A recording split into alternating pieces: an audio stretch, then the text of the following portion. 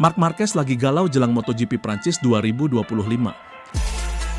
Setelah jadi yang tercepat di tes Jerez, Ducati kasih banyak upgrade ke motor Desmos Edici GP milik Marquez. Tapi, cuaca Prancis yang labil bikin Marquez bingung pakai setting baru atau main aman. Walau ragu, Marquez tetap optimis, apalagi tahun lalu dia runner-up di Le Mans. Saat ini, Marc cuma tertinggal 1 poin dari sang adik Alex Marquez. Akankah The Baby Alien kembali pimpin klasemen? Kita lihat aksinya di MotoGP Prancis 2025.